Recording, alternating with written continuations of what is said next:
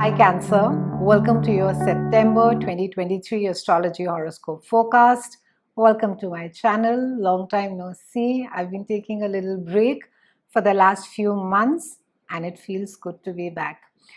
So September is a bit of a breather. I'm going to be doing a short video and I'm going to be trying to keep it as simple and easy as possible for you. Venus is going direct, as is Mercury. A lot of planets have been retrograde most of the summer, and a lot of us may have experienced some amount of a bumpy ride in summers.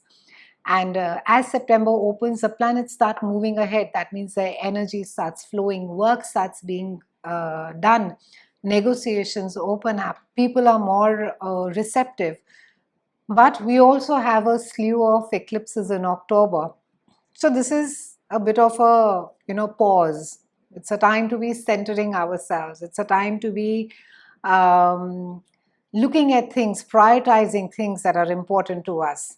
However, before I jump into the direct planets that are going direct, I would just like to do a gentle reminder that we have Mercury, which stays retrograde till about 15th of September. I'm going to be linking up a video over here for you.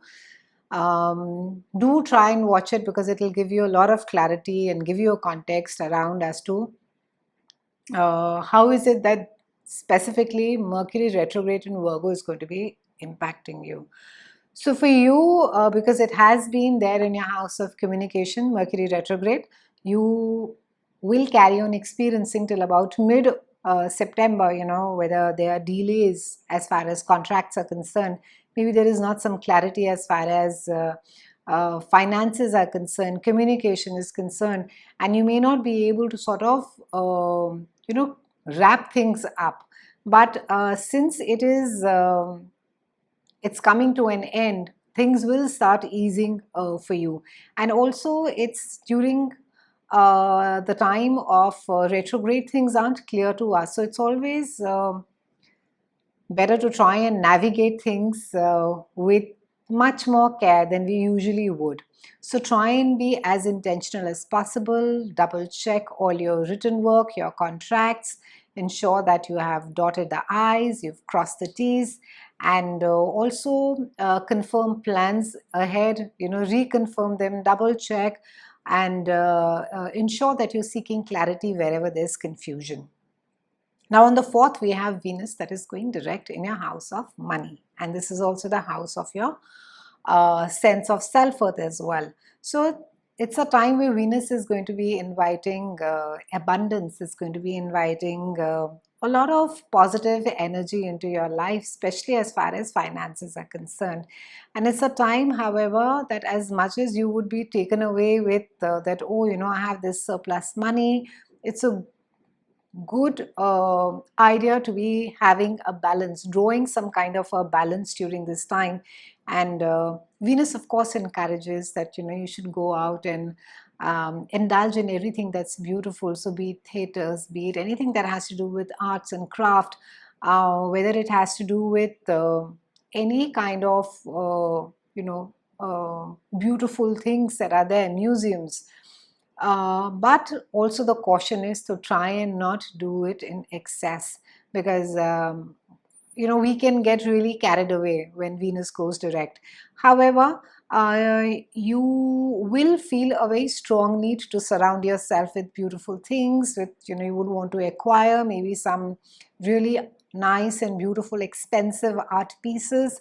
A lot of you are also going to be making your surrounding quite beautiful and aesthetic, and it's something that you would want, that it reflects you, or rather you would want, you would be connecting, or you would be wanting to show others that through the expensive objects, your taste, or this is who you are, and you would want those things to reflect you. So the important thing while navigating the Venus transit, the questions to ask are that what is the true abundance that means to you personally, and how is it that you can create a balance while you can enjoy that and yet not and yet maintain a balanced approach or a healthy approach, so that you don't go overboard with it. So reflect on the importance of aligning how much is it that is enough, and how much is it that you need to be, letting go and not being obsessive about just sort of hoarding and keeping and surrounding yourself with things. Ultimately, this Venus transit is going to be offering you financial abundance, and it's going to be asking you, maybe I think for some of you, it's worth your while to be getting seeking a financial planner, seeing as to how it is best that you can plan your finances. On the 15th, we have a new moon that is there in your house of communication and travel. And on the 16th, we have Mercury that is going direct.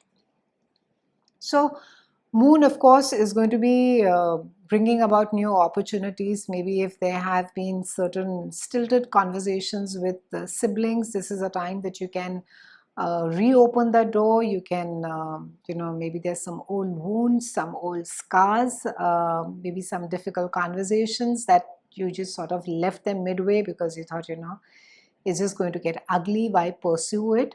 But it's a time that you can reopen those conversations, and you can heal and forgive. Mercury and new moon together form a beautiful aspect over here, because Mercury is going to be ensuring that you don't suffer from a foot and mouth disease, that you try and you are saying the right things, you will have the right words, so that you are able to convey exactly what is it that you are trying to express to people around you. Also, great time to be negotiating, great time to be closing contracts, good time for short distance travel, and wonderful time to be involving yourself in your neighborhood, in your community. It's a good time to be doing that. On the 23rd, we have Sun that is joining Mars in your house of home. So Sun and Mars over here, and of course, Mars is going to be, along with this restlessness and let's do something, and, let's change everything around. But Sun is going to be giving you that clarity and courage of maybe something that you wanted to do around your home, but you haven't had that clarity so far. And Sun is also going to be encouraging you that maybe for some of you who work from home, or have been thinking of maybe, working from home, it's a fabulous time to be expanding that. It's a fabulous time to be, making it a beautiful, say like a little studio at your house, and then commercializing it. It's also a great time wherein that, you can get that entire that enthusiastic energy at home, wherein that when you're creating something and you involve other people to be a part of it, so you make sort of a little group, a little community, wherein that either you teach, you share the knowledge that is there. So it's a wonderful space that can get created at your home as well. Also, in certain cases, there would be some amount of renovation that could be going on. It can be that you could also be visiting your parents. In certain cases, this also speaks about maybe a time where there could be certain issues that are regarding your family that come up on the surface more. There's more clarity exactly as to what is it that's going on. We close the month with a full moon that is there in your house of work. This is your house of reputation, how it is that people perceive you. And full moons are normally quite emotional. So it can be for some of you, you could be finishing a project, you could be changing a job, or maybe a job comes to an end.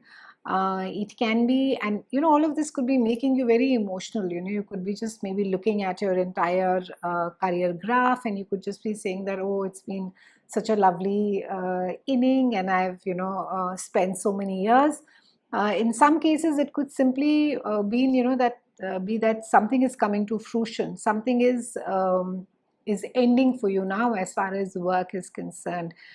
You can expect some amount of accolades, you can expect some amount of acknowledgement as far as your work is concerned.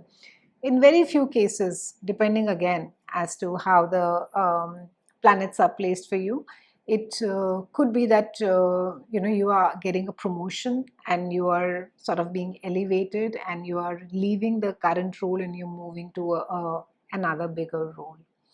It's been a pleasure speaking with you, Geminians. I'll see you